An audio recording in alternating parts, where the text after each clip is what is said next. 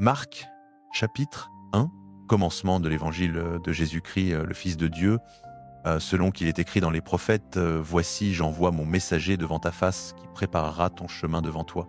Voix de celui qui crie dans le désert, Préparez le chemin du Seigneur, aplanissez ses sentiers. Jean baptisait dans le désert et prêchait le baptême de repentance pour la rémission des péchés. Et tout le pays de Judée et ceux de Jérusalem sortaient vers lui, et ils étaient tous baptisés par lui dans le fleuve du Jourdain, confessant leurs péchés. Et Jean était vêtu de poils de chameau, avec une ceinture de cuir autour des reins, et il mangeait des sauterelles et du miel sauvage. Et il prêchait, disant, « Il vient, celui qui est plus puissant que moi, celui dont je ne suis pas digne de délier, en me baissant la courroie des sandales. » Moi, je vous ai baptisé d'eau, mais lui vous baptisera d'Esprit Saint. Et il arriva, en ces jours-là, que Jésus vint de Nazareth de Galilée, et il fut baptisé par Jean dans le Jourdain. Et aussitôt, en remontant de l'eau, il vit les cieux se fendre, et l'Esprit, comme une colombe, descendre sur lui. Et une voix vint des cieux, « Tu es mon Fils bien-aimé, en toi j'ai pris mon plaisir. » Et aussitôt, l'Esprit le pousse dans le désert, et il était là, dans le désert 40 jours, tenté par Satan, et il était avec les bêtes sauvages, et les anges le servaient. Or, après que Jean eut été livré, Jésus vint en Galilée, prêchant l'évangile du royaume de Dieu et disant « Le temps est accompli, et le royaume de Dieu s'est approché. Repentissez-vous et croyez à l'évangile. » Et comme il passait le long de la mer de Galilée, il vit Simon et André, son frère, qui jetaient un filet dans la mer, car ils étaient pêcheurs. Et Jésus leur dit « Venez après moi, et je vous ferai devenir pêcheurs d'hommes. » Et aussitôt, laissant leur filet, ils le suivirent. Et ayant un peu avancé de là, il vit Jacques, le fils de Zébédée, et Jean son frère, qui, eux aussi, étaient dans la barque, raccommodant les filets. Et aussitôt il les appela, et laissant leur père Zébédée dans la barque avec les ouvriers à gages, ils s'en allèrent après lui. Et ils entrent à Capernaum, et aussitôt, le jour du sabbat, étant entré dans la synagogue, il enseignait, et ils s'étonnaient de sa doctrine, car il les enseignait comme ayant autorité, et non pas comme les scribes. Et il y avait dans leur synagogue un homme possédé d'un esprit immonde, et il s'écria, disant, « Qui a-t-il entre nous et toi, Jésus Nazaréen? Es-tu venu pour nous détruire?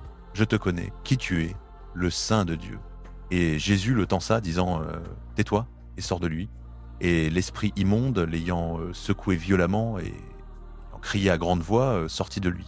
Et ils furent tous saisis d'étonnement, de sorte qu'ils s'enquéraient entre eux, disant, « Qu'est-ce que ceci? Quelle est cette nouvelle doctrine? » Car il commande avec autorité même aux esprits immondes, et ils lui obéissent. Et sa renommée se répandit aussitôt tout alentour dans la région entière de la Galilée. Et aussitôt, sortant de la synagogue, ils entrèrent dans la maison de Simone et d'André, avec Jacques et Jean. Et la belle-mère de Simon était couchée, ayant la fièvre, et aussitôt il lui parle d'elle. Et s'approchant, il la fit lever en la prenant par la main, et aussitôt la fièvre la quitta, et elle les servit. Et le soir étant venu, quand le soleil fut couché, on lui apporta tous ceux qui se portaient mal, et ceux qui étaient possédés de démons, et la ville entière était rassemblée à la porte. Et il guérit beaucoup de gens qui se portaient mal de diverses maladies, et chassa beaucoup de démons, et ne permit pas aux démons de parler, parce qu'il le connaissait. Et s'étant levé de grand matin, longtemps avant le jour, il sortit et s'en alla dans un lieu désert, et là il priait. Et Simone et ceux qui étaient avec lui le cherchèrent, et l'ayant trouvé, ils lui dirent « Tous te cherchent ?» Et il leur dit « Allons ailleurs, dans les villages voisins, afin que j'y prêche aussi, car c'est pour cela que je suis venu. » Et il prêchait dans leur synagogue par toute la Galilée, et chassait les démons. Et un lépreux vient à lui, le suppliant et se jetant à genoux devant lui, et lui disant « Si tu veux, tu peux me rendre net. » Et Jésus, ému de compassion, étendant la main, le toucha et lui dit « Je veux, sois net. » Et comme il parlait, aussitôt la lèpre se retira de lui, et il fut net. Et usant de sévérité envers lui, il le renvoya aussitôt et lui dit « Prends garde de ne rien dire à personne, mais va, montre-toi au sacrificateur, et offre pour ta purification ce que Moïse a ordonné, pour qu'ils en aient le témoignage. » Mais lui, étant sorti, commença à beaucoup publier et à divulguer la chose, de sorte que Jésus ne pouvait plus entrer ouvertement dans la ville, mais il se tenait dehors dans des lieux déserts. Et on venait à lui de toutes parts. Marc, chapitre 2. Quelques jours après, Jésus revint à Capernaum, et on apprit qu'il était dans la maison. Aussitôt il s'assembla beaucoup de gens, en sorte qu'il n'y avait plus de place, pas même devant la porte, et il leur annonçait la parole. Des gens vinrent à lui, amenant un paralytique porté par 4 hommes. Comme ils ne pouvaient l'aborder à cause de la foule, ils découvrirent le toit de la maison où il était, et ils descendirent par cette ouverture le lit sur lequel le paralytique était couché. Jésus, voyant leur foi, dit au paralytique « Mon enfant, tes péchés te sont pardonnés. » Il y avait là quelques scribes assis qui raisonnèrent dans leur cœur « Pourquoi cet homme parle-t-il ainsi? Il blasphème. Qui peut pardonner les péchés si ce n'est Dieu seul ?» Jésus, ayant aussitôt connu par son esprit que ces scribes raisonnaient ainsi en eux-mêmes, leur dit « Pourquoi avez-vous ces pensées dans vos cœurs ? Lequel est le plus aisé, de dire au paralytique « Tes péchés te sont pardonnés » ou de dire « Lève-toi, prends ton lit et marche ». Or, afin que vous sachiez que le Fils de l'homme a sur la terre le pouvoir de pardonner les péchés, il dit au paralytique « Je te l'ordonne, lève-toi, prends ton lit et va dans ta maison. » Et à l'instant, il se leva, prit son lit et sortit en présence de tout le monde, de sorte qu'ils étaient tous dans l'étonnement et glorifiaient Dieu, disant « Nous n'avons jamais rien vu de pareil. » Jésus sortit de nouveau du côté de la mer. Toute la foule venait à lui, et il les enseignait. En passant, il vit Lévi, fils d'Alphée, assis au bureau des péages. Il lui dit « Suis-moi ». Lévi se leva et le suivit. Comme Jésus était à table dans la maison de Lévi, beaucoup de publicains et de pécheurs se mirent aussi à table avec lui et avec ses disciples, car ils étaient nombreux, et ils le suivaient. Les scribes et les pharisiens, le voyant manger avec les publicains et les pécheurs, dirent à ses disciples « Pourquoi mange-t-il et boit-il avec les publicains et les pécheurs ?» Jésus, ayant entendu cela, leur dit « Ce ne sont pas ceux qui se portent bien qui ont besoin de médecins, mais les malades.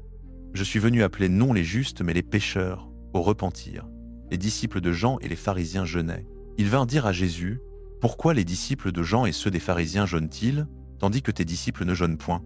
Jésus leur répondit « Les amis de l'époux peuvent-ils jeûner pendant que l'époux est avec eux? Aussi longtemps qu'ils ont avec eux l'époux, ils ne peuvent jeûner. Les jours viendront où l'époux leur sera enlevé, et alors ils jeûneront en ces jours-là. Personne ne coud une pièce de drap neuf à un vieux vêtement. Autrement, la pièce neuve emporte une partie du vieux, et la déchirure est pire. Personne ne met du vin nouveau dans de vieilles outres. Autrement, le vin fait rompre les outres, et le vin et les outres sont perdus. Mais il faut mettre le vin nouveau dans des outres neuves. Il arriva, comme Jésus traversait des champs de blé un jour de sabbat, que ses disciples, chemin faisant, se mirent à arracher des épis. Les pharisiens lui dirent « Voici, pourquoi font-ils ce qui n'est pas permis pendant le sabbat ?» Jésus leur répondit « N'avez-vous jamais lu ce que fit David lorsqu'il fut dans le besoin et qu'il eut faim, lui et ceux qui étaient avec lui ? Comment il entra dans la maison de Dieu, du temps du souverain sacrificateur Abiatar, et mangea les pains de proposition qu'il n'est permis qu'aux sacrificateurs de manger, et en donna même à ceux qui étaient avec lui. Puis il leur dit « Le sabbat a été fait pour l'homme, et non l'homme pour le sabbat, de sorte que le Fils de l'homme est maître même du sabbat. » Marc chapitre 3. Jésus entra de nouveau dans la synagogue, et il s'y trouvait un homme qui avait la main sèche. Il l'observait pour voir s'il le guérirait le jour du sabbat, afin de pouvoir l'accuser. Et il dit à l'homme qui avait la main sèche « Lève-toi, là au milieu. » Et il leur dit Est-il permis le jour du sabbat de faire du bien ou de faire du mal, de sauver une vie ou de tuer ?» Mais ils gardèrent le silence. Alors, promenant sur eux un regard de colère et affligé de l'endurcissement de leur cœur, il dit à l'homme « Étends ta main. » Il l'étendit, et sa main fut restaurée saine comme l'autre. Les pharisiens sortirent et tinrent aussitôt conseil avec les Hérodiens contre lui sur les moyens de le faire périr. Jésus se retira avec ses disciples vers la mer. Et une grande multitude le suivit de la Galilée, de la Judée, de Jérusalem, de l'Idumée, d'au-delà du Jourdain, et des environs de Tyr et de Sidon. Une grande multitude, ayant appris quelles grandes choses il faisait, vint vers lui. Il dit à ses disciples de tenir une petite barque prête à cause de la foule, afin qu'elle ne le pressât pas. Car il en avait guéri beaucoup, de sorte que tous ceux qui avaient des maladies se jetaient sur lui pour le toucher. Les esprits impurs, quand ils le voyaient, se prosternaient devant lui et s'écriaient « Tu es le Fils de Dieu ». Et il leur défendait sévèrement de le faire connaître. Il monta ensuite sur la montagne, et il appela ceux qu'il voulut, et ils vinrent auprès de lui. Il en établit 12 pour les avoir avec lui, et pour les envoyer prêcher, avec le pouvoir de guérir les maladies et de chasser les démons. Simon, qu'il surnomma Pierre, Jacques, fils de Zébédée, et Jean, frère de Jacques, auquel il donna le nom de Boanerges, ce qui signifie fils du tonnerre, André, Philippe, Barthélemy, Matthieu, Thomas, Jacques, fils d'Alphée, Thaddée, Simon le Cananéen, et Judas Iscariote, celui qui le livra. Ils vinrent à la maison, et la foule s'assembla de nouveau, en sorte qu'ils ne pouvaient pas même manger du pain. Lorsqu'ils apprirent cela, les parents de Jésus vinrent pour se saisir de lui, car ils disaient « Il est hors de sens ». Les scribes qui étaient descendus de Jérusalem disaient « Il est possédé de Béelzébul, et c'est par le prince des démons qu'il chasse les démons. » Il les appela et leur dit en parabole « Comment Satan peut-il chasser Satan ? Si un royaume est divisé contre lui-même, ce royaume ne peut subsister. Si une maison est divisée contre elle-même, cette maison ne peut subsister. Si Satan se révolte contre lui-même et est divisé, il ne peut subsister, mais il a une fin. Personne ne peut entrer dans la maison d'un homme fort et piller ses biens, sans avoir auparavant lié cet homme fort. Alors il pillera sa maison. Je vous le dis en vérité, tous les péchés seront pardonnés aux fils des hommes et les blasphèmes qu'ils auront proférés. Mais quiconque blasphémera contre le Saint-Esprit n'obtiendra jamais de pardon. Il est coupable d'un péché éternel. » C'est parce qu'il disait « il a un esprit impur ». Alors arrivèrent sa mère et ses frères, qui se tenant dehors l'envoyèrent appeler. La foule était assise autour de lui et on lui dit « Voici ta mère et tes frères sont dehors et te cherchent. » Il leur répondit « Qui est ma mère et qui sont mes frères ?» Puis, promenant les regards sur ceux qui étaient assis autour de lui, il dit « Voici ma mère et mes frères. Car quiconque fera la volonté de Dieu, celui-là est mon frère, ma sœur et ma mère. » Marc chapitre 4. Et il recommença à enseigner au bord de la mer. Et une grande foule s'assemble auprès de lui, de sorte qu'il monte dans une barque et s'assied sur la mer, et toute la foule était à terre sur le bord de la mer. Et il leur enseignait beaucoup de choses en paraboles, et il leur disait dans son enseignement, « Écoutez, voici le semeur sorti pour semer. Et il arriva, comme il semait, que l'un tomba le long du chemin, et les oiseaux du ciel vinrent et le mangèrent. Et un autre tomba sur le sol pierreux où il n'avait pas beaucoup de terre, et aussitôt il leva, parce qu'il n'avait pas de profondeur de terre, mais quand le soleil fut levé, il fut brûlé, et parce qu'il n'avait pas de racines, il sécha. Et un autre tomba dans les épines, et les épines montèrent et l'étouffèrent, et il ne donna pas de fruits. Et d'autres tombèrent dans la bonne terre, et donnèrent du fruit qui montait et croissait, et ils portèrent l'un 30 et l'un 60 et l'un 100. Et il leur dit, qui a des oreilles pour entendre, qu'il entende. Et quand il fut seul, ceux qui étaient autour de lui, avec les 12, l'interrogèrent sur la parabole.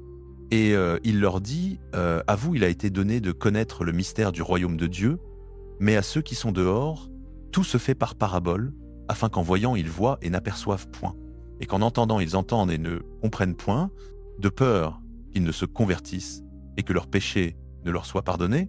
Et il leur dit, vous ne comprenez pas cette parabole, comment donc comprendrez-vous toutes les paraboles?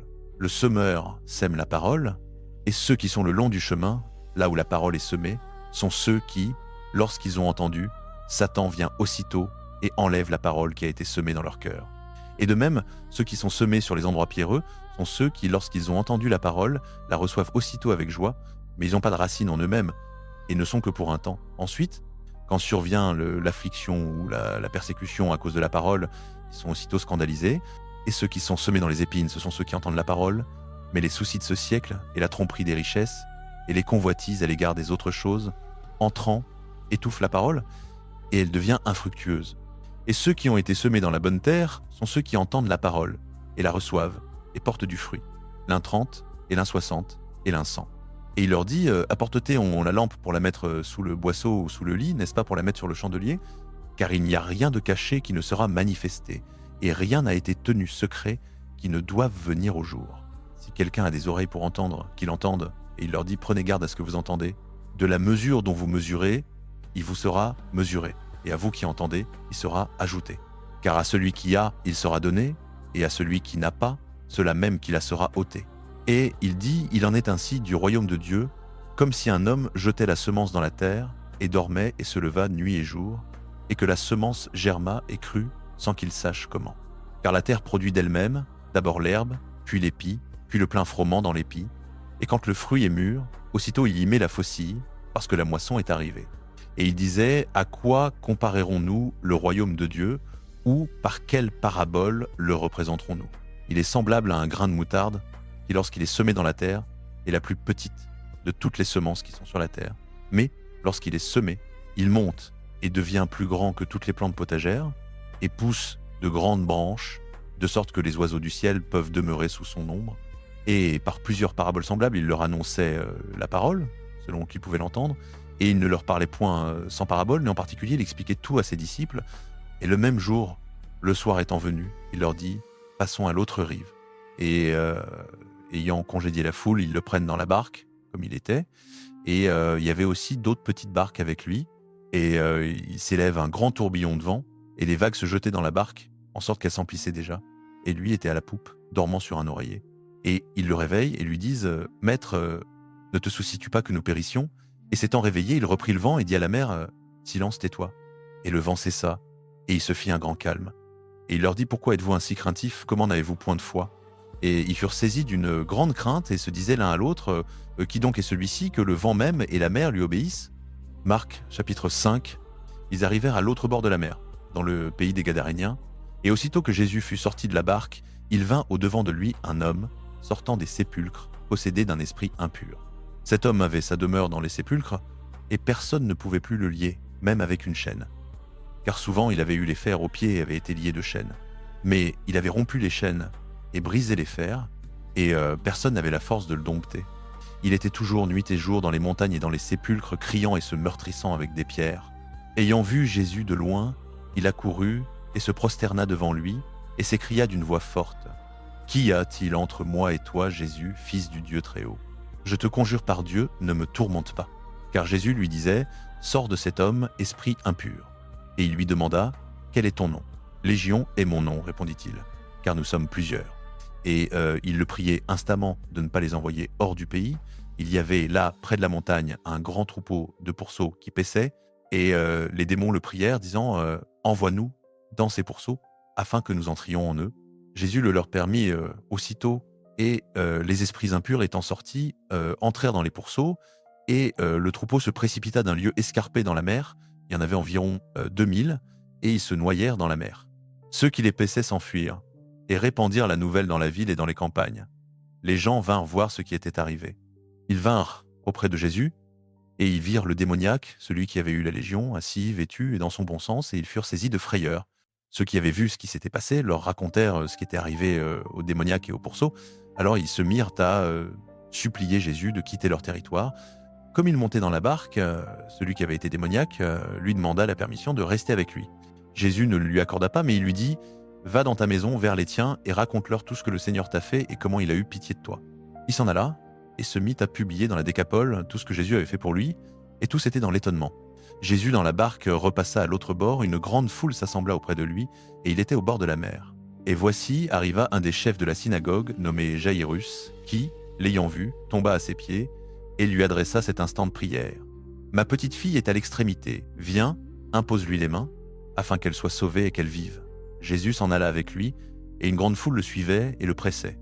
Or, une femme atteinte d'une perte de sang depuis 12 ans, et qui avait beaucoup souffert entre les mains de plusieurs médecins, et avait dépensé tout ce qu'elle possédait sans aucun soulagement, mais était allée plutôt en empirant, ayant entendu parler de Jésus, vint dans la foule par derrière et toucha son vêtement, car elle disait : « Si je puis seulement toucher ses vêtements, je serai guérie. » Au même instant, la perte de sang s'arrêta, et elle sentit dans son corps qu'elle était guérie de son mal.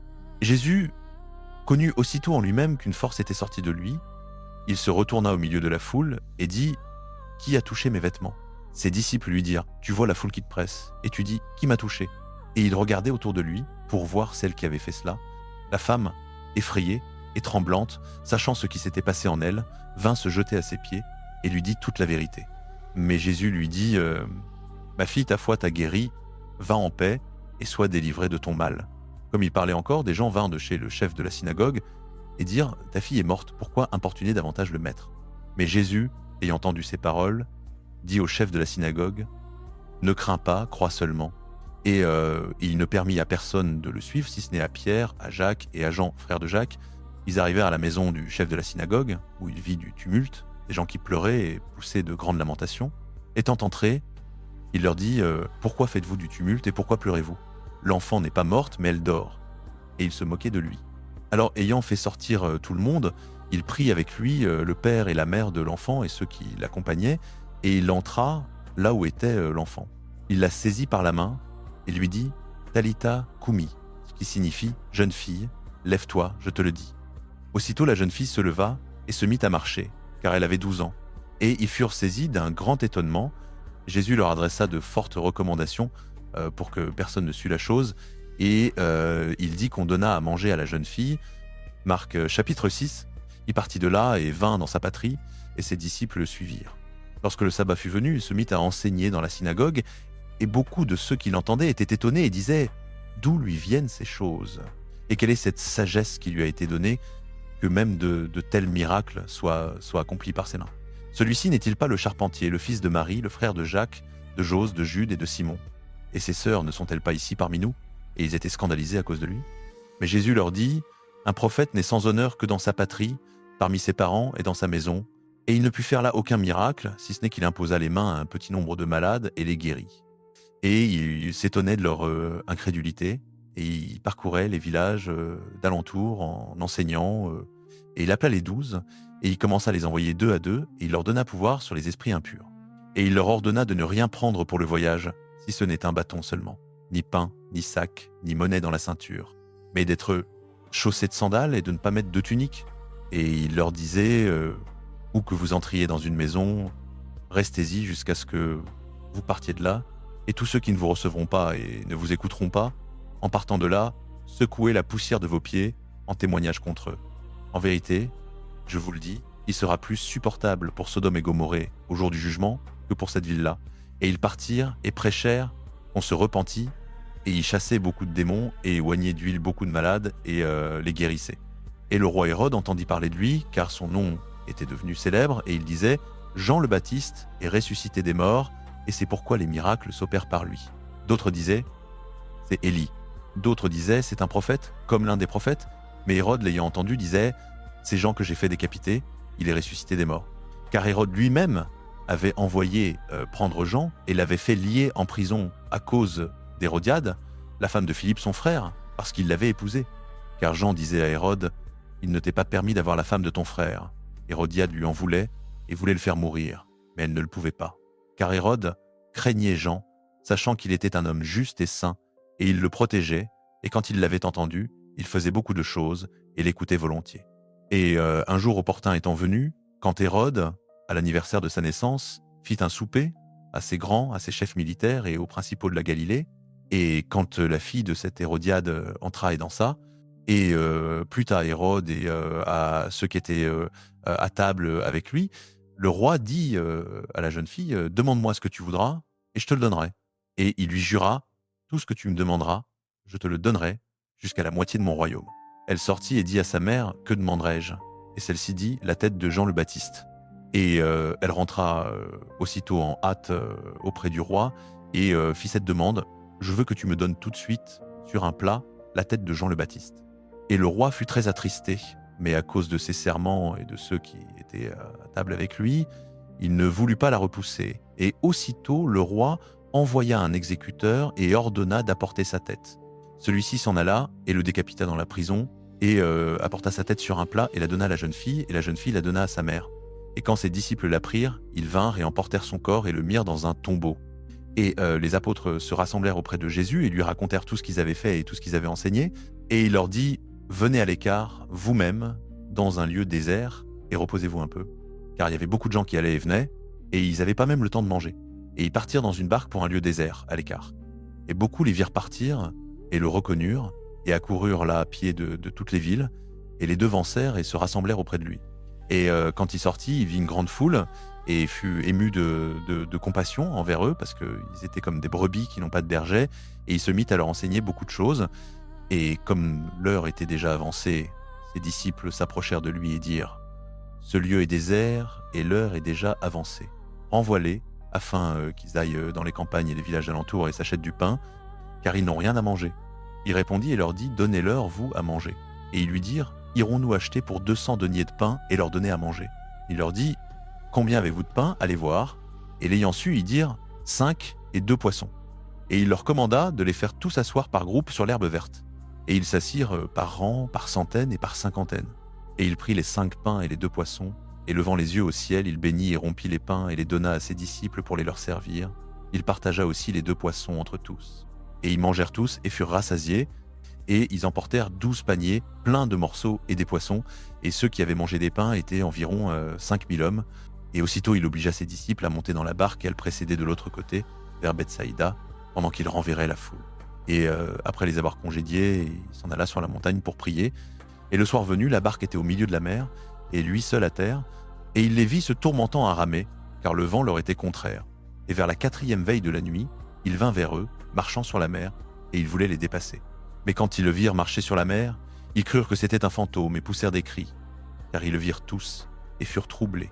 Et aussitôt, il parla avec eux et leur dit « Rassurez-vous, c'est moi, n'ayez pas peur. » Et il monta auprès d'eux dans la barque, et le vent cessa. Ils étaient extrêmement stupéfaits en eux-mêmes et s'étonnaient, car ils n'avaient pas compris le miracle des pains, parce que leur cœur était endurci.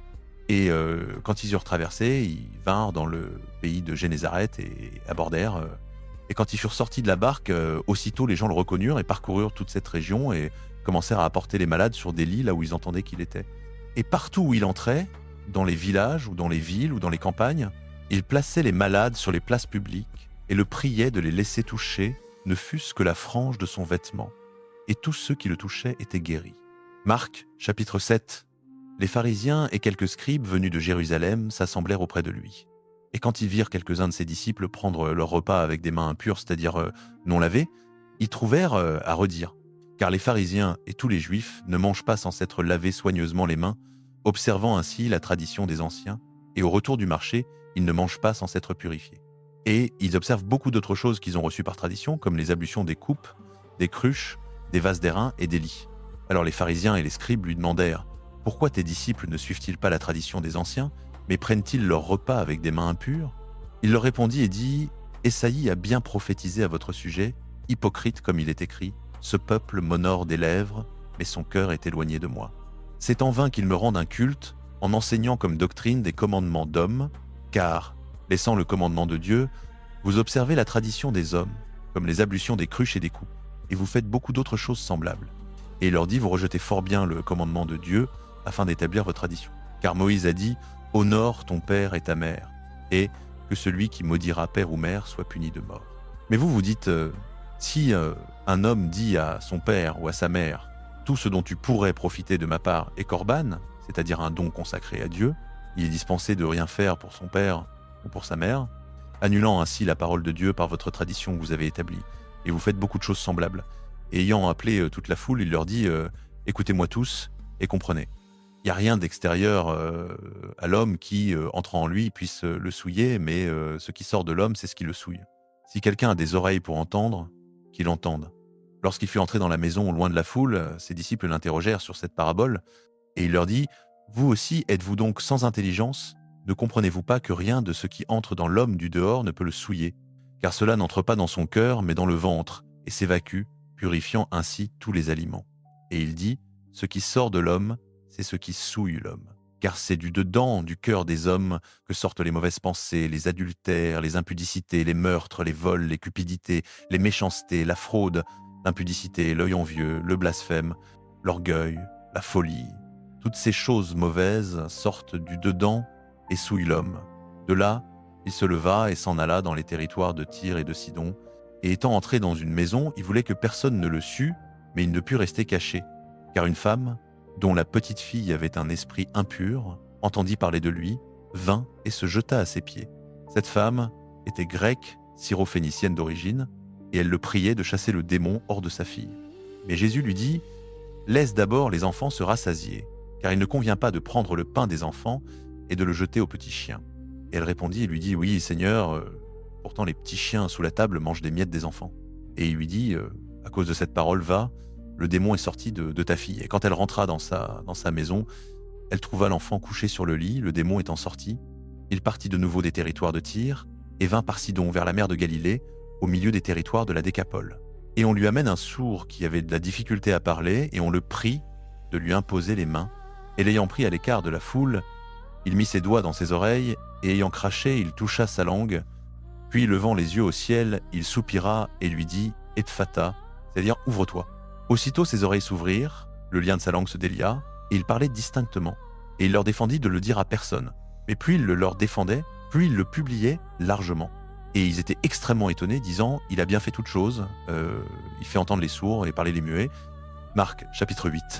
En ces jours-là, comme la foule était très nombreuse et qu'elle n'avait rien à manger, Jésus appela ses disciples et leur dit « J'ai compassion de cette foule, car voilà 3 jours qu'ils restent auprès de moi et ils n'ont rien à manger. Si je les renvoie à jeun dans leur maison, ils défailliront en chemin, car plusieurs d'entre eux sont venus de loin. » Ses disciples lui répondirent « D'où pourrait-on satisfaire ces gens de pain ici dans le désert ?» Il leur demanda « Combien avez-vous de pain ?» Ils dirent « 7. » Alors, il ordonna à la foule de s'asseoir par terre. Il prit les 7 pains, rendit grâce, les rompit et les donna à ses disciples pour les distribuer. Et ils les distribuèrent à la foule. Ils avaient aussi quelques petits poissons. Il les bénit et ordonna de les distribuer aussi. Ils mangèrent et furent rassasiés. Et l'on emporta 7 corbeilles pleines des morceaux qui restaient. Ceux qui avaient mangé étaient environ 4000. Puis il les renvoya. Aussitôt il monta dans la barque avec ses disciples et alla dans la région de Dalmanutha. Les pharisiens sortirent et se mirent à discuter avec lui. Pour le mettre à l'épreuve, ils lui demandaient un signe venant du ciel. Gémissant dans son esprit, il dit pourquoi cette génération demande-t-elle un signe En vérité, je vous le dis, il ne sera pas donné de signe à cette génération. » Laissant là les pharisiens, il remonta dans la barque et partit vers l'autre rive. Or, les disciples avaient oublié de prendre des pains. Il n'en avait qu'un seul avec eux dans la barque. Jésus leur faisait cette recommandation. Attention, gardez-vous du levain des pharisiens et du levain d'Hérode. Ils se faisaient entre eux cette réflexion, c'est parce que nous n'avons pas de pain. Connaissant cela, Jésus leur dit pourquoi faites-vous cette réflexion? C'est parce que vous n'avez pas de pain. Ne comprenez-vous pas encore et ne saisissez-vous pas? Avez-vous le cœur endurci? Ayant des yeux, ne voyez-vous pas? Ayant des oreilles, n'entendez-vous pas? Et ne vous souvenez-vous pas? Quand j'ai rompu les 5 pains pour les 5000, combien de paniers pleins de morceaux avez-vous emporté? Ils lui dirent 12. Et quand j'ai rompu les 7 pains pour les 4000, combien de corbeilles pleines de morceaux avez-vous emporté? Ils dirent 7. Et il leur disait, ne comprenez-vous pas encore? Il vint à Bethsaïde, on lui amena un aveugle, et on le prit de le toucher. Prenant l'aveugle par la main, il le conduisit hors du village, il lui mit de la salive sur les yeux, imposa les mains, et lui demanda, vois-tu quelque chose? L'homme leva les yeux et dit, je vois les gens, c'est comme des arbres qui marchent. Ensuite il posa de nouveau les mains sur ses yeux, et l'homme vit clair, il fut rétabli et voyait tout distinctement. Jésus le renvoya chez lui en disant, n'entre même pas dans le village. Jésus s'en alla avec ses disciples vers les villages de Césarée de Philippe. En chemin, il interrogeait ses disciples. Au dire des gens, qui suis-je? Ils lui dirent Jean le Baptiste, pour d'autres Élie, pour d'autres l'un des prophètes. Et lui de les interroger, et vous, qui dites-vous que je suis? Pierre lui répondit, tu es le Christ. Et il leur défendit vivement de parler de lui à personne. Puis il commença à leur enseigner qu'il fallait que le Fils de l'homme souffre beaucoup, qu'il soit rejeté par les anciens, les grands prêtres et les scribes, qu'il soit mis à mort et que 3 jours après, il ressuscite. Il disait cette parole ouvertement. Pierre, le prenant à part, se mit à le réprimander. Mais lui, se retournant et voyant ses disciples, réprimanda Pierre et dit « Passe derrière moi, Satan, car tes pensées ne sont pas celles de Dieu, mais celles des hommes. » Appelant la foule avec ses disciples, il leur dit « Si quelqu'un veut venir à ma suite, qu'il se renie lui-même, qu'il prenne sa croix et qu'il me suive. Car celui qui veut sauver sa vie la perdra, mais celui qui perdra sa vie à cause de moi et de l'Évangile la sauvera. Que servira-t-il à l'homme de gagner le monde entier, s'il perd son âme, ou que donnera l'homme en échange de son âme? Car celui qui aura honte de moi et de mes paroles au milieu de cette génération adultère et pécheresse, le Fils de l'homme aussi aura honte de lui, quand il viendra dans la gloire de son Père avec les saints anges. » Marc chapitre 9, et il leur dit « Je vous dis en vérité, quelques-uns de ceux qui sont ici ne mourront point qu'ils n'aient vu le royaume de Dieu venir avec puissance. » 6 jours après, Jésus prit avec lui Pierre, Jacques et Jean, et les conduisit seuls à l'écart sur une haute montagne. Il fut transfiguré devant eux, ses vêtements devinrent resplendissants, et d'une blancheur telle que aucun foulon sur la terre ne peut blanchir ainsi. Élie et Moïse leur apparurent, et ils s'entretenaient avec Jésus. Pierre, prenant la parole, dit à Jésus, « Maître, il est bon que nous soyons ici. Dressons 3 tentes, une pour toi, une pour Moïse, et une pour Élie, car ils ne savaient que dire, tant ils étaient effrayés. Une nuée vint les couvrir, et de la nuée sortit une voix, « Celui-ci est mon fils bien-aimé. Écoutez-le. » Aussitôt les disciples regardèrent autour d'eux, et ils ne virent plus personne que Jésus seul avec eux. Comme ils descendaient de la montagne, Jésus leur recommanda de ne dire à personne ce qu'ils avaient vu, jusqu'à ce que le Fils de l'homme soit ressuscité des morts. Ils retinrent cette parole, se demandant entre eux ce que signifiait ressusciter des morts. Ils lui firent cette question, pourquoi les scribes disent-ils qu'Élie doit venir premièrement? Il leur répondit, Élie vient premièrement, et il rétablit toutes choses. Et comment est-il écrit du Fils de l'homme qu'il doit souffrir beaucoup et être méprisé? Mais je vous dis qu'Élie est venu et qu'ils l'ont traité comme ils ont voulu, selon qu'il est écrit de lui. Lorsqu'ils rejoignirent les disciples, ils virent autour d'eux une grande foule et des scribes qui discutaient avec eux. Dès que la foule vit Jésus, elle fut surprise et accourut pour le saluer. Il leur demanda « Sur quoi discutez-vous avec eux ?» Et un homme de la foule lui répondit « Maître, j'ai amené auprès de toi mon fils, qui a un esprit muet. En quelques lieux qu'il le saisisse, il le jette par terre. L'enfant écume, grince des dents et devient tout raide. J'ai prié tes disciples de chasser l'esprit, et ils n'ont pas pu. » Race incrédule, leur dit Jésus, jusqu'à quand serai-je avec vous? Jusqu'à quand vous supporterai-je? Amenez-le-moi. On le lui amena. Et aussitôt que l'enfant vit Jésus, l'esprit le secoua violemment. Il tomba par terre et se roulait en écumant. Jésus demanda au Père, « Depuis combien de temps cela lui arrive-t-il » ? « Depuis son enfance, répondit-il. Et souvent l'esprit l'a jeté dans le feu et dans l'eau pour le faire périr. Mais si tu peux quelque chose, viens à à notre secours, aie compassion de nous. » Jésus lui dit, « Si tu peux croire, toutes choses sont possibles à celui qui croit. » Aussitôt le père de l'enfant s'écria, avec larmes, « Je crois, Seigneur, viens au secours de mon incrédulité. » Jésus, voyant accourir la foule, menaça l'esprit impur et lui dit, « Esprit muet et sourd, je te l'ordonne, sors de cet enfant et n'y rentre plus. » L'esprit sortit en poussant des cris et en l'agitant avec une grande violence. L'enfant devint comme mort, de sorte que plusieurs disaient, « Il est mort. » Mais Jésus, le prenant par la main, le fit lever, et il se tint debout. Quand Jésus fut entré dans la maison, ses disciples lui demandèrent en particulier, « Pourquoi n'avons-nous pu chasser cet esprit ?» Il leur dit, « Cette espèce-là ne peut sortir que par la prière et par le jeûne. » Ils partirent de là et traversèrent la Galilée. Jésus ne voulait pas qu'on le sût, car il enseignait ses disciples, et il leur disait, « Le Fils de l'homme sera livré entre les mains des hommes, ils le feront mourir, et, 3 jours après qu'il aura été mis à mort, il ressuscitera. » Mais les disciples ne comprenaient pas cette parole, et ils craignaient de l'interroger. Ils arrivèrent à Capernaum. Lorsqu'il fut dans la maison, Jésus leur demanda, « De quoi discutiez-vous en chemin ?» Mais ils gardèrent le silence, car en chemin, ils avaient discuté entre eux pour savoir qui était le plus grand. Alors il s'assit, appela les 12 et leur dit, « Si quelqu'un veut être le premier, il sera le dernier de tous et le serviteur de tous. » Et il prit un petit enfant, le plaça au milieu d'eux, et l'ayant pris dans ses bras, il leur dit, « Quiconque reçoit en mon nom un de ces petits-enfants me reçoit moi-même, et quiconque me reçoit, c'est pas moi qui reçois, mais celui qui m'a envoyé. » Jean lui dit, « Maître, nous avons vu un homme qui chasse les démons en ton nom et qui ne nous suit pas, et nous l'en avons empêché parce qu'il ne nous suit pas. » « Ne l'en empêchez pas, répondit Jésus, car celui qui fait un miracle en mon nom ne peut pas aussitôt après parler mal de moi. Qui n'est pas contre nous est pour nous. Et quiconque vous donnera à boire un verre d'eau en mon nom, parce que vous appartenez à Christ, je vous le dis en vérité, il ne perdra point sa récompense. Et quiconque sera une occasion de chute pour l'un de ces petits qui croient en moi, mieux vaudrait pour lui qu'on lui mît au cou une grosse meule de moulin et qu'on le jetât dans la mer. Si ta main est pour toi une occasion de chute, coupe-la. Mieux vaut pour toi entrer mutilé dans la vie que d'avoir les 2 mains et d'aller dans la géhenne, dans le feu qui ne s'éteint point. Si ton pied est pour toi une occasion de chute, coupe-le. Mieux vaut pour toi entrer boiteux dans la vie que d'avoir les 2 pieds et d'être jeté dans la géhenne. Si ton œil est pour toi une occasion de chute, arrache-le. Mieux vaut pour toi entrer dans le royaume de Dieu, n'ayant qu'un œil, que d'avoir 2 yeux et d'être jeté dans la géhenne, là où leur ver ne meurt point et où le feu ne s'éteint point. Car tout homme sera salé de feu. Le sel est bon, mais si le sel devient sans saveur, avec quoi l'assaisonnerez-vous? Ayez du sel en vous-même, et soyez en paix les uns avec les autres. Marc, chapitre 10. Il partit de là et vint dans le territoire de la Judée, au-delà du Jourdain. Les foules s'assemblèrent de nouveau auprès de lui, et, selon sa coutume, il les enseignait encore. Les pharisiens l'abordèrent, et, pour le mettre à l'épreuve, lui demandèrent, « Est-il permis à un homme de répudier sa femme ?» Il leur répondit, « Que vous a prescrit Moïse ?»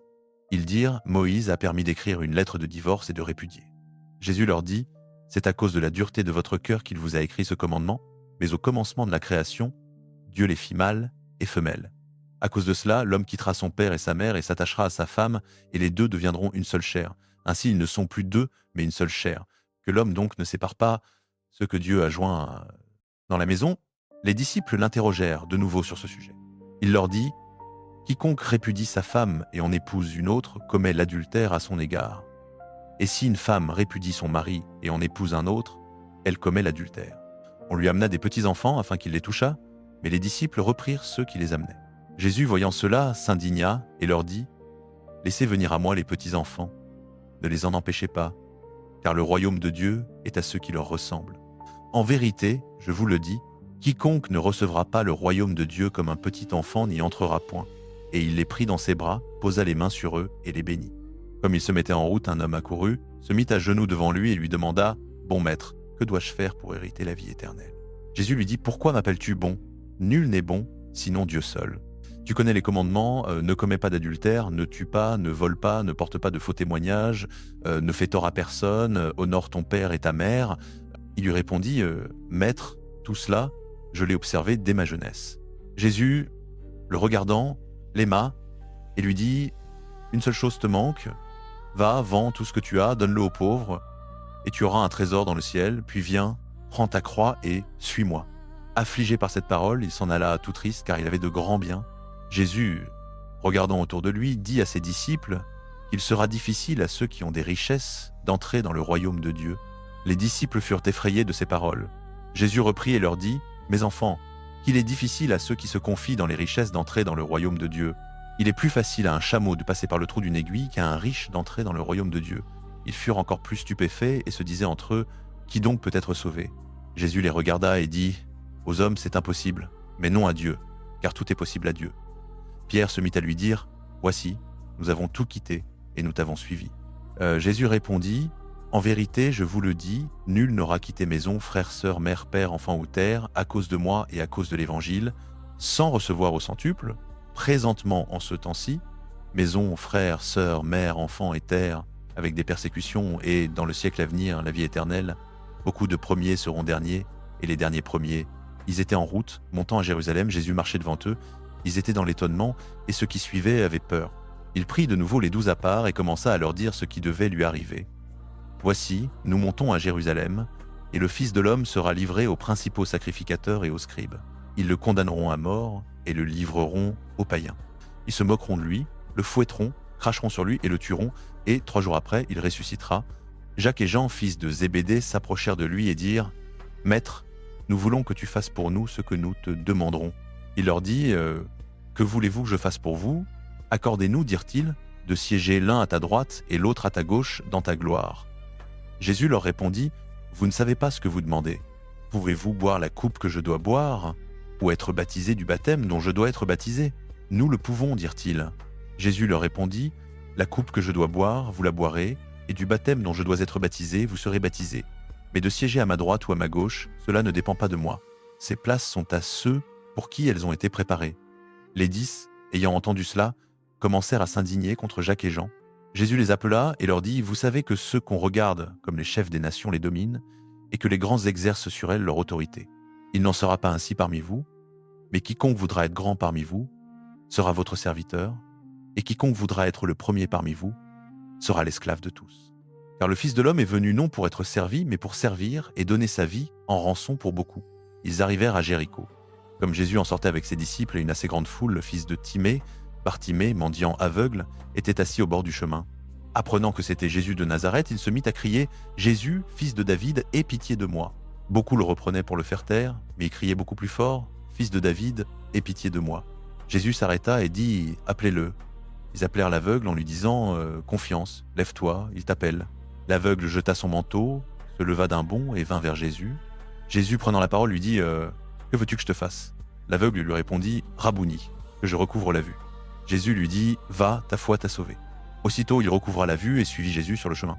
Marc chapitre 11. Comme il s'approchait de Jérusalem, près de Bethphagée et de Béthanie, vers le mont des Oliviers, il envoya 2 de ses disciples et leur dit « Allez au village qui est devant vous. Dès que vous y serez entrés, vous trouverez un ânon attaché, sur lequel aucun homme ne s'est encore assis. Détachez-le et amenez-le. Et si quelqu'un vous dit « Pourquoi faites-vous cela ?» Dites « Le Seigneur en a besoin, et il le renverra aussitôt ici. » Ils partirent et trouvèrent l'ânon attaché dehors, près d'une porte, au tournant des chemins, et ils le détachèrent. Quelques-uns de ceux qui étaient là leur dirent « Que faites-vous » en détachant cet ânon. Ils répondirent comme Jésus le leur avait ordonné, et on les laissa aller. Ils amenèrent l'ânon à Jésus, jetèrent leurs vêtements sur l'animal, et il s'assit dessus. Beaucoup de gens étendirent leurs vêtements sur le chemin, et d'autres des branches qu'ils coupaient dans les champs. Ceux qui précédaient et ceux qui suivaient criaient « Hosanna, béni soit celui qui vient au nom du Seigneur, béni soit le règne qui vient, le règne de David notre Père, Hosanna dans les lieux très hauts. » Jésus entra à Jérusalem, dans le temple, et après avoir tout regardé autour de lui comme il était déjà tard, il s'en alla à Béthanie avec les 12. Le lendemain, comme il sortait de Béthanie, il eut faim. Voyant de loin un figuier qui avait des feuilles, il alla voir s'il y trouverait quelque chose, et s'en étant approché, il n'y trouva que des feuilles, car ce n'était pas la saison des figues. Prenant alors la parole, il lui dit « Que jamais personne ne mange de ton fruit. » Et ses disciples l'entendirent. Ils arrivèrent à Jérusalem, et Jésus entra dans le temple. Il se mit à chasser ceux qui vendaient et qui achetaient dans le temple. Il renversa les tables des changeurs et les sièges des vendeurs de pigeons, et il ne permettait pas qu'on transportât aucun objet à travers le temple. Et il enseignait et disait « N'est-il pas écrit, ma maison sera appelée une maison de prière pour toutes les nations, mais vous, vous en avez fait un repère de voleurs. » Les principaux sacrificateurs et les scribes l'entendirent, et ils cherchaient les moyens de le faire périr, car ils le craignaient, parce que toute la foule était frappée de sa doctrine. Quand le soir fut venu, Jésus sortit de la ville. Le matin, en passant, les disciples virent le figuier séché jusqu'aux racines. Pierre, se rappelant ce qui s'était passé, dit à Jésus « Maître, regarde, le figuier que tu as maudit a séché. » Jésus leur répondit, « Ayez foi en Dieu. En vérité, je vous le dis, si quelqu'un dit à cette montagne, « Ôte-toi de là et jette-toi dans la mer », et s'il ne doute point en son cœur, mais croit que ce qu'il dit arrive, il le verra s'accomplir. C'est pourquoi je vous dis, tout ce que vous demanderez en priant, croyez que vous l'avez reçu, et cela vous sera accordé. Et quand vous êtes debout faisant votre prière, si vous avez quelque chose contre quelqu'un, pardonnez, afin que votre Père qui est dans les cieux vous pardonne aussi vos offenses. Mais si vous ne pardonnez pas, votre Père qui est dans les cieux ne vous pardonnera pas non plus vos offenses. » Ils revinrent à Jérusalem, et pendant que Jésus se promenait dans le temple, les principaux sacrificateurs, les scribes et les anciens vinrent à lui et lui dirent « Par quelle autorité fais-tu ces choses, et qui t'a donné cette autorité pour les faire ?» Jésus leur répondit « Je vous adresserai aussi une question. Répondez-moi, et je vous dirai par quelle autorité je fais ces choses. Le baptême de Jean venait-il du ciel ou des hommes? Répondez-moi. » Mais ils raisonnèrent ainsi entre eux. Si nous disons « du ciel », il dira « Pourquoi donc n'avez-vous pas cru en lui ?» Et si nous disons « des hommes », ils craignaient le peuple, car tous tenaient que Jean était vraiment un prophète. Alors ils répondirent à Jésus « Nous ne savons pas. » Et Jésus leur dit « Moi non plus, je ne vous dirai pas par quelle autorité je fais ces choses. » Marc, chapitre 12. Et il commença à leur parler en parabole. Un homme planta une vigne, et l'environna d'une haie, et y creusa un pressoir, et y bâtit une tour. Puis il alloua des vignerons, et s'en alla en pays lointain. Au temps de la récolte, il envoya un serviteur aux vignerons pour recevoir d'eux une part des fruits de la vigne. Mais ils le saisirent, le battirent, et le renvoyèrent les mains vides. Il envoya de nouveau vers eux un autre serviteur. Ils lui jetèrent des pierres, lui blessèrent la tête, et le renvoyèrent couvert d'ignominie.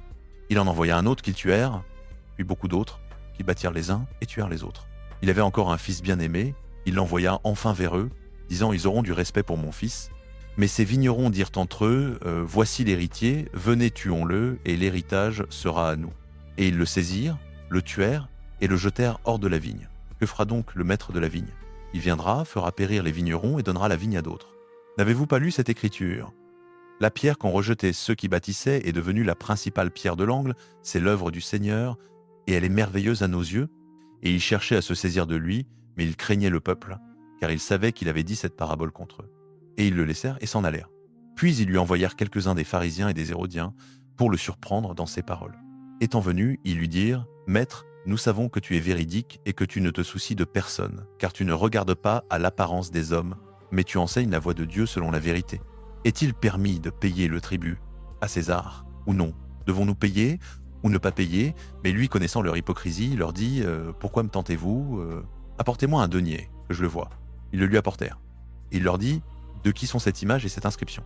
Ils lui dirent « De César. » Jésus leur répondit « Rendez à César ce qui est à César, et à Dieu ce qui est à Dieu. » Et ils furent émerveillés de lui. Là-dessus, les Sadducéens, qui disent qu'il n'y a point de résurrection, vinrent à lui et lui posèrent cette question. « Maître, Moïse nous a prescrit, si le frère de quelqu'un meurt et laisse une femme sans avoir d'enfant, que son frère prenne la femme et suscite une postérité à son frère. Il y avait 7 frères. Le premier se maria et mourut sans laisser de postérité. Le second prit la femme et mourut aussi sans laisser de postérité. Le troisième de même. Les 7 l'eurent pour femme et ne laissèrent point de postérité. La femme mourut la dernière de tous. À la résurrection, quand ils ressusciteront, de lequel d'entre eux sera-t-elle la femme? Car les 7 l'ont eue pour femme. Jésus leur répondit, « N'êtes-vous pas dans l'erreur parce que vous ne comprenez ni les Écritures, ni la puissance de Dieu? Car lorsqu'on ressuscite d'entre les morts, on ne se marie pas, ni on est donné en mariage, mais on est comme les anges dans les cieux. Quant aux morts qu'ils ressuscitent, n'avez-vous pas lu dans le livre de Moïse, à propos du buisson, comment Dieu lui parla en disant « Je suis le Dieu d'Abraham, le Dieu d'Isaac et le Dieu de Jacob. Il n'est pas Dieu des morts, mais des vivants. Vous êtes donc dans une grande erreur. » Un des scribes qui les avait entendus discuter et qui avait vu qu'il leur avait bien répondu, s'approcha et lui demanda « Quel est le premier de tous les commandements ?»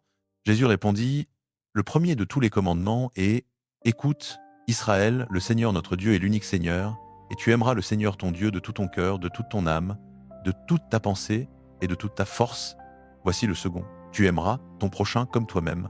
Il n'y a pas d'autre commandement plus grand que cela. » Le scribe lui dit « Bien maître, tu as dit avec vérité qu'il est unique et qu'il n'y en a point d'autre que lui, et que l'aimer de tout son cœur, de toute son intelligence, de toute son âme et de toute sa force, et aimer son prochain comme soi-même, c'est plus que tous les holocaustes et tous les sacrifices. » Jésus voyant qu'il avait répondu avec sagesse, lui dit « Tu n'es pas loin du royaume de Dieu », et personne n'osa plus lui poser de questions.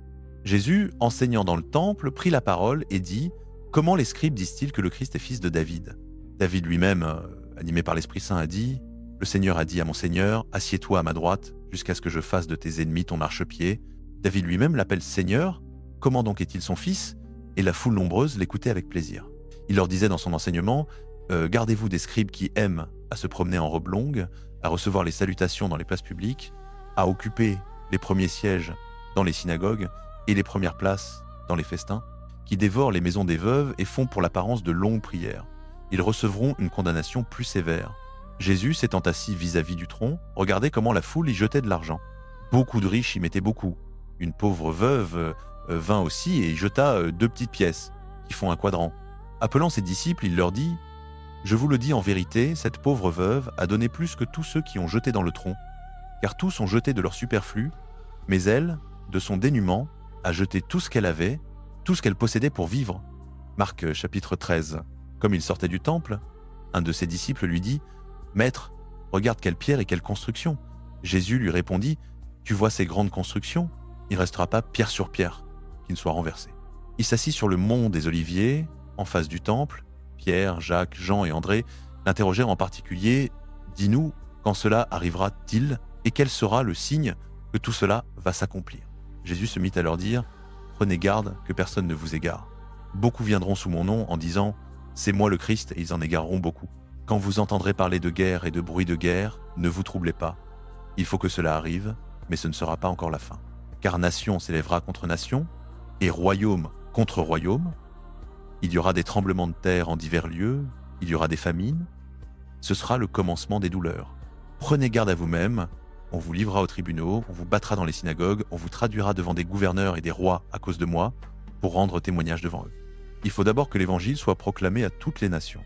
Quand on vous emmènera pour vous livrer, ne vous inquiétez pas d'avance de ce que vous direz, mais dites ce qui vous sera donné à l'heure même, car ce n'est pas vous qui parlerez, mais l'Esprit Saint. Le frère livrera son frère à la mort, et le père son enfant. Les enfants se soulèveront contre leurs parents, et les feront mettre à mort. Vous serez haïs de tous à cause de mon nom, mais celui qui persévérera jusqu'à la fin sera sauvé. Quand vous verrez l'abomination de la désolation établie là où elle ne doit pas être, que celui qui l'y comprenne, alors que ceux qui seront en Judée fuient dans les montagnes, que celui qui sera sur la terrasse ne descende pas dans la maison et n'y entre pas pour emporter quelque chose, que celui qui sera dans les champs ne retourne pas en arrière pour prendre son manteau. Malheur aux femmes qui seront enceintes et à celles qui allaiteront en ces jours-là. Priez pour que votre fuite n'arrive pas en hiver. Car en ces jours-là, il y aura une détresse telle que il n'y en a point eu de semblable depuis le commencement de la création que Dieu a créé jusqu'à maintenant et qu'il n'y en aura plus. Et si le Seigneur n'avait abrégé ses jours, personne ne serait sauvé. Mais à cause des élus qu'il a choisis, il a abrégé ses jours. Alors si quelqu'un vous dit « Voici le Christ ici » ou « Le voici là », ne le croyez pas. Car de faux Christ et de faux prophètes s'élèveront.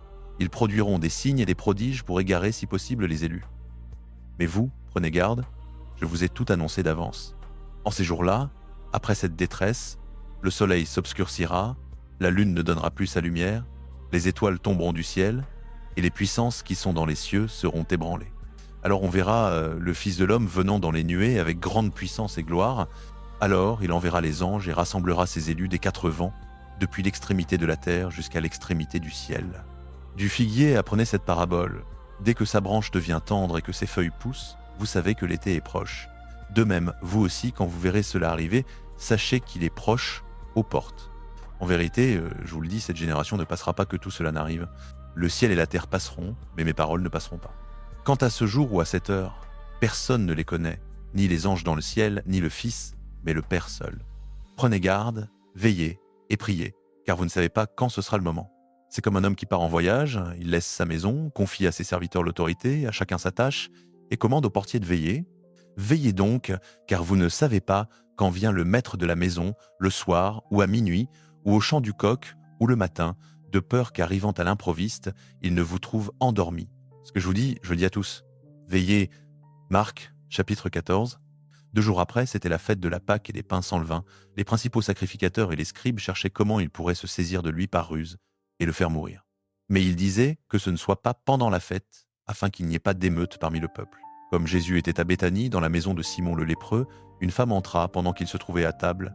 Elle tenait un vase d'albâtre plein d'un parfum de nard pur de grand prix. Elle brisa le vase et répandit le parfum sur sa tête. Quelques-uns s'indignèrent en eux-mêmes et dirent « Pourquoi avoir fait ce gaspillage de parfum? On aurait pu le vendre plus de 300 deniers et les donner aux pauvres. » Et ils s'irritaient contre elle.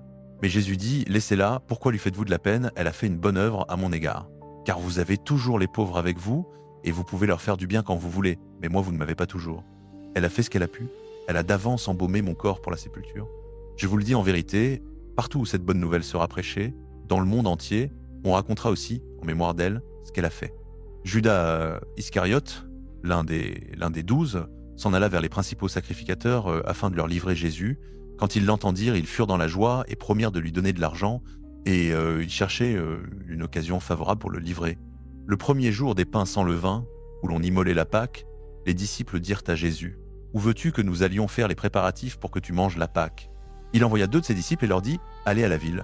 Un homme portant une cruche d'eau viendra à votre rencontre. Suivez-le. Et là où il entrera, dites au maître de la maison.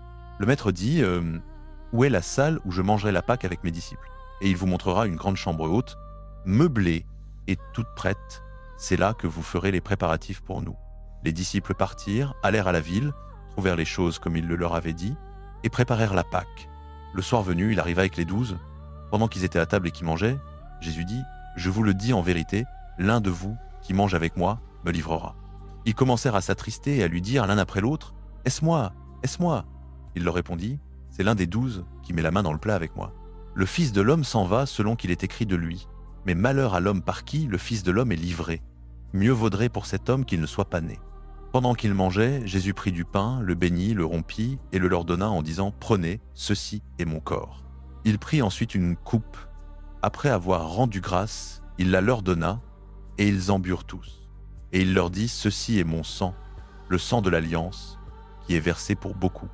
Je vous le dis en vérité, je ne boirai plus du fruit de la vigne, jusqu'au jour où je le boirai nouveau dans le royaume de Dieu. » Après avoir chanté les hymnes, ils se rendirent au mont des Oliviers. Jésus leur dit « Vous tous, vous trébucherez cette nuit à cause de moi, car il est écrit « Je frapperai le berger, et les brebis seront dispersées. » Mais après que je serai ressuscité, je vous précéderai en Galilée.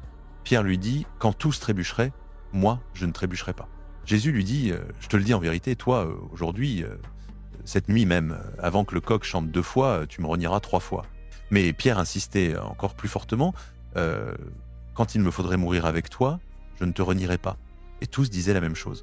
Ils arrivèrent à un endroit appelé Gethsémane, et Jésus dit à ses disciples « Asseyez-vous ici pendant que je prierai. » Il prit avec lui Pierre, Jacques et Jean, et il commença à éprouver de la frayeur et une profonde angoisse. Il leur dit « Mon âme est triste jusqu'à la mort, restez ici et veillez. » Il s'éloigna un peu, tomba par terre et priait que, s'il était possible, cette heure s'éloigne de lui. Il disait « Abba, Père, tout est possible, éloigne de moi cette coupe, toutefois, non pas ce que je veux, mais ce que tu veux. » Il revint et les trouva endormis. Il dit à Pierre « Simon, tu dors? Tu n'as pas pu veiller une seule heure? Veillez et priez, afin que vous ne tombiez pas dans la tentation. L'esprit est bien disposé, mais la chair est faible. » Il s'éloigna de nouveau, pria et répéta les mêmes paroles. Quand il revint, il les trouva encore endormis, car leurs yeux étaient appesantis, et ils ne savaient que lui répondre. Il revint pour la 3e fois et leur dit « Dormez maintenant et reposez-vous. C'est assez. L'heure est venue. Voici que le Fils de l'homme est livré aux mains des pécheurs. Levez-vous, allons, voici que celui qui me livre s'approche. » À l'instant même, comme il parlait encore, arriva Judas, l'un des 12, et avec lui, une foule armée d'épées et de bâtons, envoyés par les principaux sacrificateurs, les scribes et les anciens. Celui qui le livrait leur avait donné ce signe. « Celui à qui je donnerai un baiser, c'est lui. Saisissez-le et emmenez-le sûrement. » Dès qu'il fut arrivé, il s'approcha de Jésus et dit « Maître, Maître !» Et il l'embrassa. Ils mirent les mains sur Jésus et le saisirent. L'un de ceux qui étaient là tira l'épée, frappa le serviteur du grand prêtre et lui emporta l'oreille. Jésus prit la parole et leur dit « Êtes-vous venus comme contre un brigand, avec des épées et des bâtons pour me prendre? J'étais tous les jours au milieu de vous, enseignant dans le temple, et vous ne m'avez pas saisi. Mais c'est afin que les Écritures s'accomplissent. » Alors tous l'abandonnèrent et prirent la fuite. Un jeune homme le suivait, n'ayant sur le corps qu'un drap. On le saisit, mais il lâcha le drap et s'enfuit tout nu. Ils emmenèrent Jésus chez le grand prêtre, et tous les principaux sacrificateurs, les anciens et les scribes, s'assemblèrent. Pierre le suivit de loin, jusqu'à l'intérieur de la cour du grand prêtre. Il s'assit avec les serviteurs et se chauffait près du feu. les principaux sacrificateurs et tout le Sanhédrin cherchaient un témoignage contre Jésus pour le faire mourir, et ils n'en trouvaient point, car plusieurs rendaient de faux témoignages contre lui, mais leurs témoignages ne s'accordaient pas. Quelques-uns se levèrent et portèrent contre lui ce faux témoignage. Nous l'avons entendu dire, « Je détruirai ce temple fait de main d'homme, et en 3 jours j'en bâtirai un autre qui ne sera pas fait de main d'homme. » Mais même sur ce point-là, leurs témoignages ne s'accordaient pas. Le grand prêtre se leva au milieu et interrogea Jésus. « Ne réponds-tu rien? Qu'est-ce que ces gens déposent contre toi ?» Jésus garda le silence et ne répondit rien. Le grand prêtre l'interrogea de nouveau et lui dit « Es-tu le Christ, le Fils du béni ?» Jésus répondit « Je le suis, et vous verrez le Fils de l'homme assis à la droite de la puissance et venant sur les nuées du ciel. » Alors le grand prêtre déchira ses vêtements et dit « Qu'avons-nous encore besoin de témoins? Vous avez entendu le blasphème, que vous ensemble tous le condamnèrent comme méritant la mort. » Quelques-uns se mirent à cracher sur lui, à lui voiler le visage, à le frapper à coups de poing et à lui dire « Prophétise !» Et les serviteurs le frappèrent de leurs mains. Pendant que Pierre était en bas dans la cour, arriva une des servantes du grand prêtre. Elle vit Pierre qui se chauffait, le regarda et dit « Toi aussi, tu étais avec Jésus de Nazareth ?» Mais il le nia en disant « Je ne sais pas, je ne comprends pas ce que tu dis. » Puis il sortit dans le vestibule et le coq chanta. La servante, l'ayant vu, se mit de nouveau à dire à ceux qui étaient présents « Celui-ci est des leurs », et il le nia de nouveau. Peu après, ceux qui étaient là dirent encore à Pierre « Certainement tu es des leurs, car tu es galiléen. » Alors il commença à faire des imprécations et à jurer « Je ne connais pas cet homme dont vous parlez. » Et aussitôt, pour la seconde fois, le coq chanta. Pierre se rappela la parole que Jésus lui avait dite « Avant que le coq chante 2 fois, tu me renieras 3 fois. » Et en y pensant, il pleurait. Marc, chapitre 15. Le matin, de bonne heure, les principaux sacrificateurs tinrent conseil avec les anciens, les scribes et tout le Sanhédrin. Ayant lié Jésus, ils l'emmenèrent et le livrèrent à Pilate. Pilate l'interrogea « Es-tu le roi des Juifs ?» Jésus répondit « Tu le dis. » Les principaux sacrificateurs portaient contre lui de nombreuses accusations. Pilate l'interrogea de nouveau. « Ne réponds-tu rien? Vois combien de choses il dépose contre toi. » Mais Jésus ne répondit plus rien, de sorte que Pilate s'en étonnait. À chaque fête, il leur relâchait un prisonnier, celui qu'il demandait. Il y avait en prison un nommé Barabbas, avec ses compagnons d'insurrection, qui avaient commis un meurtre lors de l'insurrection. La foule, qui était montée, se mit à demander ce qu'il avait coutume de leur accorder. Pilate leur répondit « Voulez-vous que je vous relâche le roi des Juifs ?» Car il savait que c'était par envie que les principaux sacrificateurs l'avaient livré. Mais les principaux sacrificateurs excitèrent la foule, afin qu'il relâchât plutôt Barabbas. Pilate reprit la parole et leur dit « Que voulez-vous donc que je fasse de celui que vous appelez le roi des Juifs ?» Ils crièrent de nouveau « Crucifie-le !» Pilate leur dit « Quel mal a-t-il fait ?» Mais ils crièrent encore plus fort « Crucifie-le !» Pilate, voulant contenter la foule, leur relâcha Barabbas, et après avoir fait flageller Jésus, il le livra pour être crucifié. Les soldats l'emmenèrent à l'intérieur du palais, dans le prétoire, et ils assemblèrent toute la cohorte. Ils le revêtirent de pourpre, et, ayant tressé une couronne d'épines, ils la lui posèrent sur la tête. Puis ils se mirent à le saluer, « Salut, roi des Juifs !» Ils lui frappaient la tête avec un roseau, crachaient sur lui, et fléchissant les genoux, ils se prosternaient devant lui. Après s'être moqués de lui, ils lui ôtèrent la pourpre, lui remirent ses vêtements et l'emmenèrent dehors pour le crucifier. Ils réquisitionnèrent, pour porter sa croix, un passant qui revenait des champs, Simon de Cyrène, père d'Alexandre et de Rufus. Ils conduisirent Jésus au lieu dit Golgotha, ce qui signifie lieu du crâne. Ils lui donnèrent à boire du vin mêlé de myrrhe, mais il ne le prit pas. Ils le crucifièrent, puis se partagèrent ses vêtements en tirant au sort pour savoir ce que chacun prendrait. C'était la 3e heure quand ils le crucifièrent. L'inscription indiquant le motif de sa condamnation portait ces mots « Le roi des Juifs ». Avec lui, ils crucifièrent 2 brigands, l'un à sa droite, l'autre à sa gauche. Ainsi s'accomplit l'écriture qui dit « Il a été compté parmi les malfaiteurs ». Les passants l'injuriaient en hochant la tête et en disant « Hé, toi qui détruis le temple et le rebâtis en 3 jours, sauve-toi toi-même en descendant de la croix ». Les principaux sacrificateurs aussi, avec les scribes, se moquaient entre eux et disaient « Il a sauvé les autres, il peut se sauver lui-même ». Que le Christ, le roi d'Israël, descende maintenant de la croix, afin que nous voyions et que nous croyions. Ceux qui étaient crucifiés avec lui l'insultaient aussi. Quand vint la 6e heure, il y eut des ténèbres sur toute la terre jusqu'à la 9e heure. À la 9e heure, Jésus s'écria d'une voix forte « Éloi, Éloi, lama sabachthani », ce qui signifie « Mon Dieu, pourquoi m'as-tu abandonné ?» Quelques-uns de ceux qui étaient là l'entendirent et dirent « Voici, il appelle Élie ». L'un d'eux courut remplir une éponge de vinaigre, la fixa à un roseau et lui donna à boire en disant « Laissez, voyons si Élie viendra le descendre ». Mais Jésus, poussant un grand cri, expira. Le voile du temple se déchira en deux, du haut en bas. Le centurion, qui se tenait en face de lui, voyant qu'il avait expiré ainsi, dit « Vraiment, cet homme était fils de Dieu ». Il y avait aussi des femmes qui regardaient de loin, parmi elles Marie de Magdala, Marie, mère de Jacques le Petit et de Jose, et Salomé, qui le suivait et le servait lorsqu'il était en Galilée, et plusieurs autres qui étaient montés avec lui à Jérusalem. Le soir étant déjà venu, c'était la préparation, c'est-à-dire la veille du sabbat.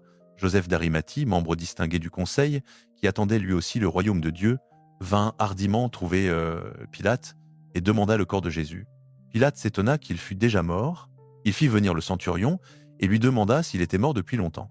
Informé par le centurion, il accorda le corps à Joseph. Celui-ci acheta un linceul, descendit Jésus de la croix, l'enveloppa dans le linceul et le déposa dans un sépulcre taillé dans le roc. Puis il roula une pierre contre l'entrée du sépulcre. Marie de Magdala et Marie, mère de Jose, regardaient où on le déposait.